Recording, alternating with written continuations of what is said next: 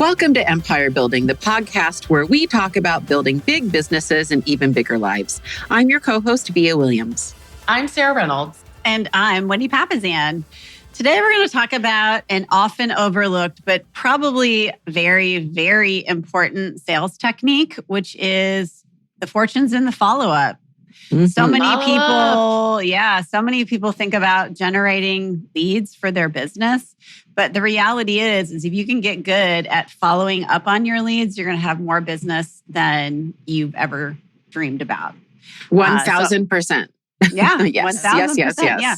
Well, and here's some statistics that back that up, which is 48% of salespeople literally never follow up. I know you guys have had this happen to you. You've reached out to a plumber or whoever, and they just never call you back. So right away, that's like half. Even if you pick up your phone, right, when it's ringing, or even if you return all your phone calls, you're going to be ahead of the game as far as everybody else goes. And then 25% of people in sales make a second contact attempt and then they stopped, right? Yeah. So make 2 attempts. 12% make 3 attempts and then quit. And only 10% make more than 3 attempts to contact a lead. And get this, 80% of sales are made on the 5th to 12th connect. Yep, that's right. Which means that only 10% of all you have to do is be in that 10% to have the majority of the sales. Exactly. Yeah, you don't have to be good. You don't have to be skilled. You don't have to be talented. You just have to show up and do it. Exactly. That's the good news for everybody. It's so powerful, this statistic, because I think so many people are on this grind of getting new business. It's the hardest part. Yeah. A bird in the hand is worth 2 in the bush, you know? Yep. Yeah. No, I have one of my top agents always talks to our team. He's been with me for like 8 or 9 years. And he always tells the team in front of all the other agents, he's like, I'm not the most handsome on the team. I'm not the most talented. But when Sarah, when I get a lead or an appointment, she knows I won't ever drop the ball on that. And that is why I've been so successful. And a big part of it is your routine is always going to equal the result you get. So I think a lot of people make the mistake in not putting follow-up time on their calendar. This is huge. Huge. This is so huge. Make sure. It took me like 5 or 6 years to figure this out. It sounds so stupid, but I was always time blocking for generating new business and I never time blocked for follow-up. Yes. You have to time block so for much follow-up. Have to time block for follow-up. So step number 1 to the fortune is in the follow-up is making sure that you have on your calendar time to follow up with people that you have already had a conversation with. So we're defining follow-up as a lead that we have already communicated with or an appointment we've already went on, some type of follow-up that you're following up with someone that you've already had an initial conversation with. Yes. And so do you have that on your calendar? Making sure that your lead generation time is always split up between new people and people that you already have had a conversation with. Yes. Brilliant. And I just also want to add that for most industries, most people, that takes tech, right? This is where tech comes into the equation because the human brain you cannot keep track of all of this, right? And so this is where you have to have some kind of a CRM system, whatever you call it in your industry, that you're doing tasks and to-dos ahead of time. And honestly, you should get to the point where your tech's kind of helping manage this, where you come in and you have I love what Sarah said because I agree wholeheartedly. You have your time block for new business, right? Ripping off the Band-Aid, doing the cold call, whatever you have to do for new business. And then follow up, and you should just be getting a list of tasks and to-dos from your tech, right? That tells you how and who to follow up with. Yeah, I love that. Well, and before we jump into that, you mentioning making cold calls, I just wanted to remind everyone that if you haven't listened to episode 45 on what to do when you don't want to pick up the phone, it's actually our most popular episode. It's had more downloads than any other episode. It's very succinct. It's very easy.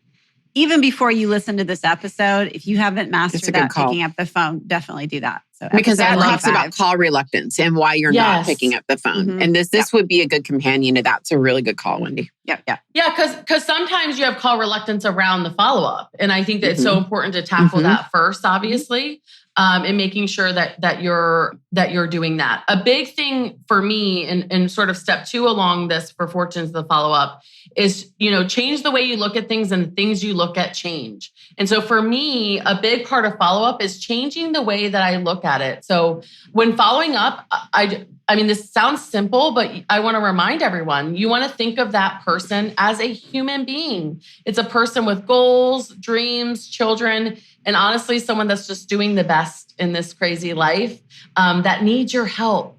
And so part of what we do is building a relationship with people.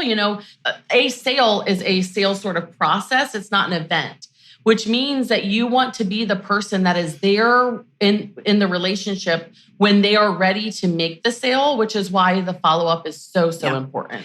And if I can just give an example. So imagine if you knew you needed your plumbing fixed or your pipes replaced, and you couldn't afford to do it at that time, and you called a plumber, and that plumber took down your name and your contact information, and that plumber called you back every single month.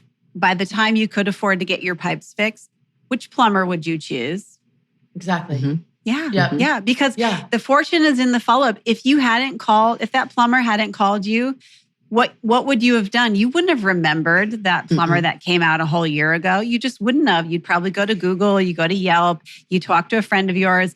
You would make a decision in the moment about you'd make a random decision probably in the moment about which plumber you would choose.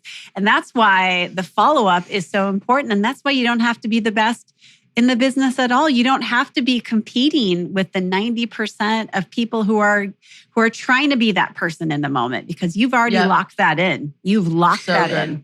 Well, and Wendy, I know we're going to get into some ways to, nurture leads, but I just want to kind of stay on that a minute, because if you're the plumber and you're doing really good follow-up, what you're also doing is you're problem solving for you, if you need the pipes. And chances are that a couple months into that, a really good salesperson would start to find financing options for you and would start to solve the problem, the barriers to you, knowing, hey, you have a need, you have a desire. The only objection at this point is the financing part of it. And a good salesperson would be solving that problem. And you probably get your pipes sooner anyway, right? And the only way you know about what problem to solve is by having a relationship. That's right. And so to me, I look at follow-up, and what has helped me over many years of doing follow-up is that I just look at it as this is a relationship I'm building. And sometimes they're going to seem irritated. When you're in a relationship with someone, sometimes you call, they're frustrated, they're in the middle of something. They seem irritated in that moment. That doesn't mean that they don't want that relationship, right? That just means sometimes they don't call you back. Exactly. They don't. Yeah, it has nothing to do with you. They're And you're attaching stories. We all do. We're attaching stories. And the reality is what they're saying in their head is, I'm ready for this thing. I need to call so-and-so back. Like they don't think of you as bugging them. You're putting that story in your head. Correct. Exactly. Yeah. So, love that. Well, let's talk about the 5 effective ways to nurture leads. 5 effective ways to nurture leads. Yes. Well, the first one is the pipes, right? We have to find out a prospect's motivation. We have to find out what their motivation is, what their timing is, and then we have to follow up relentlessly forever until they die. Yes, that's all. That is what we say as a joke. Well, it's really true. Yeah. And I've said so many times, persistence without being annoying is my motto. And I literally will say that to someone. And I'm like, if you want me to stop following up with you, you need to let me know, because otherwise I will follow up with you forever. I love that. Which always gets a chuckle. So yes, which is always one of the best things you can do is tell a joke. 100%. One of the best things you can do in general is not to take yourself too seriously. Yeah. So true. Yeah. So the big thing is finding out their motivation, finding out their time frame. I always recommend you cut the time in half. Or a third even, Sarah. Sometimes a third. Yeah. Yeah. So I've always found that whatever, don't take what they say as fact in terms of their time frame. Cut it in half and then do follow up around at least cutting it in half, or as Via said, and the motivation. Yes. And motivation is literally everything in sales, guys. If you don't know why someone is doing what they're doing, they're not really a prospect, honestly. Mm-hmm. If they're not motivated, they're not a true prospect. So that has to be something that you understand. And then as you're following up with them, you're really digging into that motivation and you're pressing on that motivation because that's actually going to motivate them by reminding them, hey, you're doing what you're doing because you told me this. Exactly.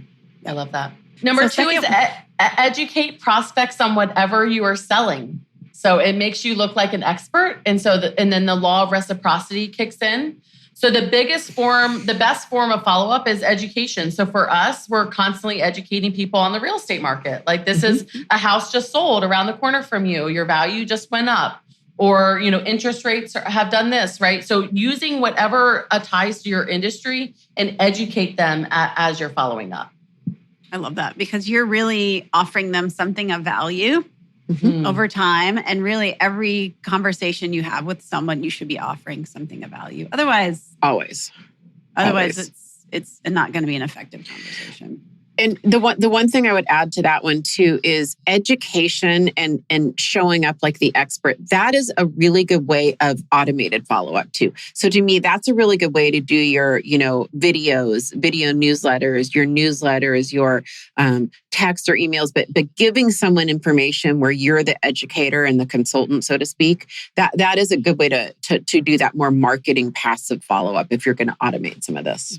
And so, and when you do that, I just want to add, my rule is if you automate or send an email, always have a call task after it. The did you get script? Did you get it? Yeah. Did you get it? I sent a video of the market update or whatever it was that you sent. So always follow it up with an email, a call, and a text message to stay in relationship with them. I love that.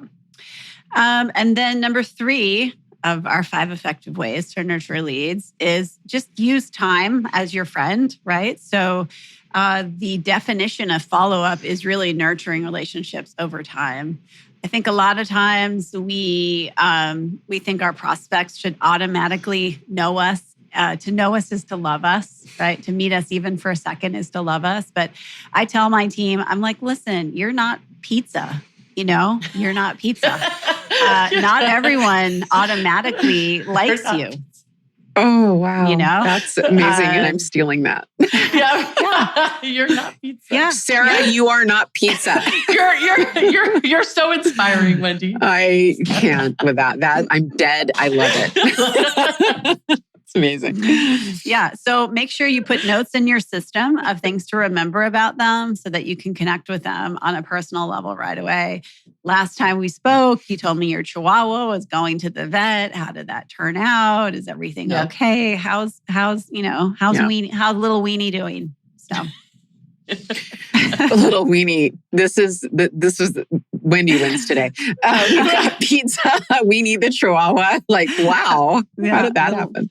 Little Weenie. Well, that leads us into number 4 because you mentioned it. I mentioned it earlier too, but number 4 is maintaining ongoing contact by using systems to stay in touch. And we talked about this earlier, and you mentioned it just now, writing notes. But we need to have. I would argue most of us have to have text systems in this regard when it comes to follow up, right? And so, even if we're writing handwritten cards and seeing them in person, if that's part of our plan, or on the phone, we still have to notate it.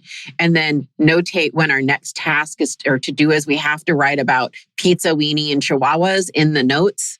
We have to have some kind of an automated text system that's going to help us along here. So I have call this episode Pizza, Weenie, and Chihuahuas. We'll probably get a lot more downloads. We probably would. I agree. I for sure. Way sexier than Fortune is in the follow-up. But the Fortune is sexy though. So that's why you have to do the follow-up. I've got a great story around that, Via. When I first got my real estate license, I was like wanting to make calls. I'm like, okay, let's get going. And my mom gave me this stack of like 150 papers. Okay. And she was like, here are some old leads. I was like, Awesome. Okay. The Glengarry leads. Yeah. So yeah, exactly. So I start making phone calls, and one of them was someone that we knew that had reached out to us. And I put all the information. He said, "I'm going to buy my first investment property." And I was like, "Oh, that's amazing. Like my first conversation. That's like someone that wants to buy a house." Right. And so I put it on a sticky note. I put his information down on a sticky note. And I was like, okay, I'm going to follow up. But I was like, I'm in the middle of calls. Let me keep going. Right. So I kept calling. But I never put him in any type of system. Right. It was just on the sticky note. And I was making notes on different sticky notes. So I had around me like 50 sticky notes. Do you guys know what I'm talking about? Okay. The nightmare of every salesperson is the sticky notes. Yeah. And except they're also in your car. Yes. In the cup holder, stuck inside of your notebook. Yep. Yeah. Mm-hmm. Yeah. Well, I learned a valuable lesson that day because I didn't put him into some type of system. And then a month later, I see on Facebook, he bought his first investment property without me. And I had it, right? I had it. And because I didn't do the first step of making sure it was in a system and making sure there was reminders so he wouldn't be forgotten about. You think you're going to remember it, especially if you don't have a lot going on, but you won't remember. So putting it in a system is so important. Well, so and powerful. I would say, when you're first starting out, you have just usually a small amount of leads, and you are so familiar with those leads. You know them, you love them, you're visiting them day after day after day. And as your business grows, you should start with the end in mind, which is starting with a database, right? Using some kind of digital system so that as your business grows, because of course you don't need a digital system when you start, because you start with one lead. You really don't. A sticky note is totally fine. Yeah. But if you can begin with the end in mind and create your system and start in that system, trust me, you will be so thankful that you did that. And the other thing that I would note, and the aha I'm having here, is you need to budget time for new business, lead generation, lead follow-up, and then follow-up from your lead generation and follow-up, which is at the end of your time, right? You can't make calls all the way to the end. You need to allocate time to enter information into your database, to do what you said you were going to do. You said you would send someone an analysis on what their home was worth, or you're going to send them your first-time home buyer's guide, and all of that counts as your lead time, guys. It all counts as your lead time. I'm horrible at that, by the way. That's where I fall down. Horrible. Who isn't? I'm terrible. Doing the thing, like I'll make the call, and then it's doing this. Like right now, I'm behind on his CMA. I'm like. Yep. One of my most key relationships came because sending a handwritten note and then my first home book that Gary and Jay wrote, and it to a first time home buyer. And she ended up being a big part of my world from sending that, but having that time blocked of the follow-up. So it's not just phone calls, text, email, handwritten cards, all the follow-up. If you have a deep conversation with someone, adding a handwritten card to that will just solidify it even more.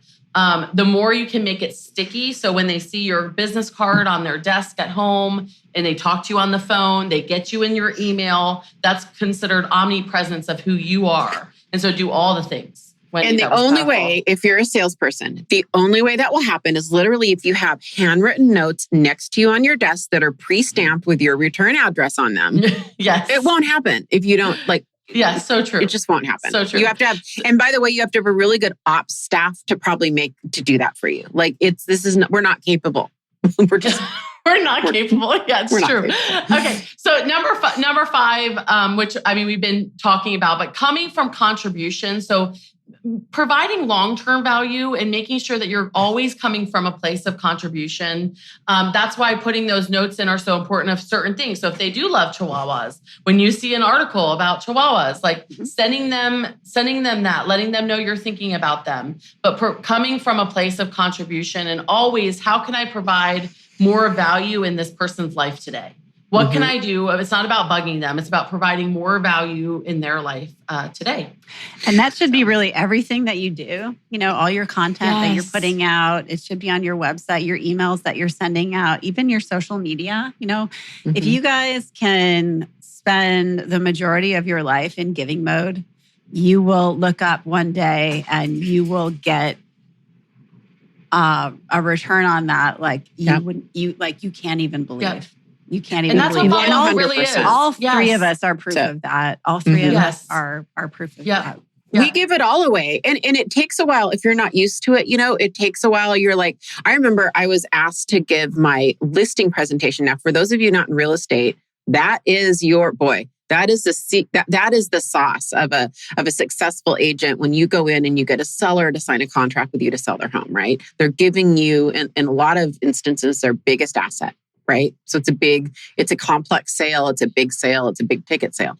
And I was asked to present that to, 2 packed houses it was me, Ben Kinney, Bruce Hardy, and Craig Rieger at the time.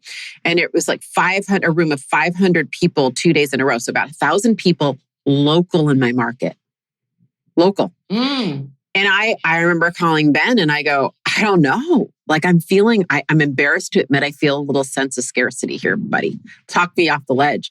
And he did. He said, you will get more in return from sharing everything you know, sharing your innermost tips and tricks. You will get more in return than you ever have. And he said, what's the worst thing that can happen? That all your competitors are using your listing presentation? Because A, you're going to do it better. B, you just set the bar. You can beat your own thing. Like there's nothing bad ultimately that can happen if everyone, only good happened. And he was right. It enabled me to kind of launch, I was able to grow my team from that. I attracted a whole bunch of talent. I compete against people. We're talking the same language. It's actually been the biggest blessing for me. I love that. So a few things I want to throw out there because when leading a powerful sales team, a lot of times everyone's like, I don't know exactly what to say. So 3 things that I share with my team constantly of what to do, what to say when you don't know what to say is letting someone know you're thinking about them and just checking in on how things are going. Like it's so simple, but just, hey, I'm thinking about you. I just wanted to check in, right? Can I add one thing to that one, Sarah, to number 1? Yes. What I will add to that, because I do that a lot too, is I'll say, hey, drove by your fill in the blank house, business, saw you on the road thinking about Chihuahua. You wanted to check in. Yeah. Saw your Chihuahua wandering the streets. Yeah. Little Weenie was out by himself. That's the number 2 thing, Via. Number 2 thing was I saw this or read this article and I thought about you. Well, that is different. But that's different. It is different. Yeah. It's because different. An article you're sending something different. Yes. Yes. Yeah. So can I say something about that? Yeah. Is that if you guys aren't subscribed, if you don't have Google alerts for relevant topics in your community, if you haven't set it up for Austin real estate, that's a good hack. Yeah, that's a great hack. So yes. you get a list of articles every single day about Austin real estate, and I shoot those out to different people. Oh, you're so smart! All the time. I put them in our Slack channel for our agents. Yeah, just. That's my one of my friends, Dan Harker, who leads a team in Dallas. He helped someone build their profit share tree through Keller Williams on that. So connecting people and then setting Google alerts for that person. Yeah, and then sending them things to remind them of them. That's a great idea. Amazing. Yeah, it's awesome. Yeah. So and then just wanting to update them on the market or whatever is going on in your business. So just there's always things to update people on around that. So those are the 3 things if you don't know what to say that you can say to sort of lead the conversation. But the fortune is for sure in the follow-up. So for sure. Well, and just to tie that with a bow, the 3 follow-ups there, if you don't know what to say, remember everybody thinks with them, what's in it for me? So anytime you're going to share anything of value, the more you can kind of give them the benefit of that, the better. And that's just human nature. So I wanted to update you in the market and this is how that's going to help you type of a thing. Yeah. So good. I love that. So good. I love that. Well, guys, today's episode has been really powerful. It's the fortune. Here are some of my takeaways is that follow-up is actually everything. It's lead generation is important, but follow-up is 90% of your business is going to be over time in the follow-up. And that's honestly how you build a big business over time. So that's the other lesson. The other lesson, which is persistence is more powerful than being great at scripts or like Sarah's lead agent, being good looking or even good at your job. It is actually the thing over time that is going to give you the greatest amount of success.